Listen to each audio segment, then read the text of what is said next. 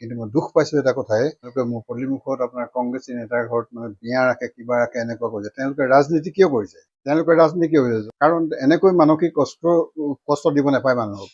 চোকা অস্ত্ৰলৈ ৰাতি আহি এঘৰ মানুহত এনেকৈ উপদ্ৰৱ কৰাটো নিবিচাৰোঁ, আৰু ভৱিষ্যতেও যাতে এনেকুৱা নহয় তাৰ বাবে ঘটনাটোকে আজি যিটো কণ্ডিশ্যন আপোনাৰ যিজনী ছোৱালী পলুৱাই নিলে, খুব সোনকালে অতি সোনকালে হালবাটিং আৰক্ষী বাহিনীয়ে এই উদ্ধাৰ কৰাৰ কাৰণে তেখেতলোকক এই চেগতে মই ভাৰপ্ৰাপ্ত বিষয়া তথা সমগ্ৰ আপোনাৰ আৰক্ষী বাহিনীক মই ধন্যবাদ দিছোঁ।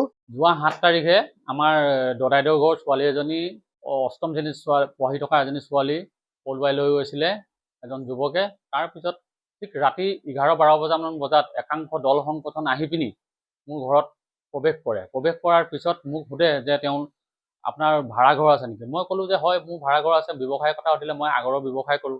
তেওঁলোক আহি পিনি এনেকুৱা এটা অপ্ৰীতিকৰ পৰিস্থিতিৰ সৃষ্টি কৰিছে যে সেই যিজন ল'ৰাই লৈ গ'ল তেওঁ কিজান মোৰ ইয়াতহে আছিলে। মই তেওঁলোকক বাৰম্বাৰ কৈছোঁ যে তেওঁলোক মোৰ ৰুমত নাই, আৰু মই আৰক্ষী থানাত নিজেই গৈ পিনি মই এজাহাৰ দিবলৈ গৈছোঁ। ইতিমধ্যে এতিয়া আজি গম পাইছোঁ যে কি হালটিং থানাৰ পৰা গম পাইছোঁ যে কি ইতিমধ্যে মোৰ ঘৰত সেই ল'ৰাজন থকাটো নহয় বুলি আজি প্ৰমাণিত হৈ গৈছে।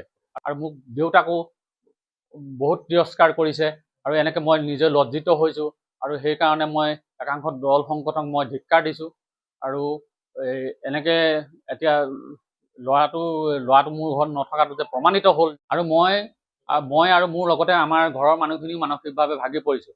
কাৰণ মোৰ যিটো ব্যৱসায় আছিলে আগৰৰ ব্যৱসায়, কেতিয়াবা 2-এজন মানুহ মোৰ ভাড়াঘৰত থাকে, আৰু সেই ভাড়াঘৰৰ পৰা মই কিবা এটা পাই বা মোৰ নিজৰ আগৰৰ ব্যৱসায় আছিলে, মোৰ পৰিয়ালটোক তেনেকৈ মই পোহপাল কৰি আছিলোঁ। আৰু যিকেইজন মানুহ মোৰ ঘৰত ৰাখোঁ, মই এনেই ৰখা নাছিলোঁ। মোৰ পৰিচয় মই প্ৰত্যেকৰ ডকুমেণ্টছ ৰাখোঁ, আধাৰ কাৰ্ড ৰাখোঁ, পান কাৰ্ড ৰাখোঁ, এইবিলাক আপুনি চাব পাৰে।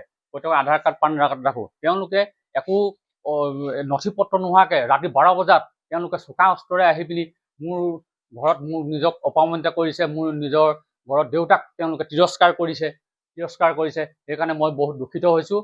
আৰু সেইকাৰণে আজি অসমবাসী ৰাইজক আৰু আমগুৰিবাসী ৰাইজক মই নিজৰ স্পষ্টীকৰণ এইটো কাৰণে দিব বিচাৰিছোঁ যে কি এই ল'ৰাজন যিজন ল'ৰাই পলুৱাই নিছিলে, সেই ল'ৰাজন যাতে মোৰ ভাড়াঘৰত নাই বুলি আজি প্ৰমাণিত হৈছে।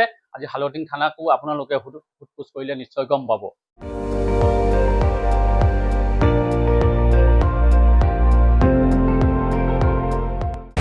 আপুনি চাই আছে ND24, সৰ্বশ্ৰেষ্ঠ নহয়, সৰ্বোত্তমৰ দৌৰ।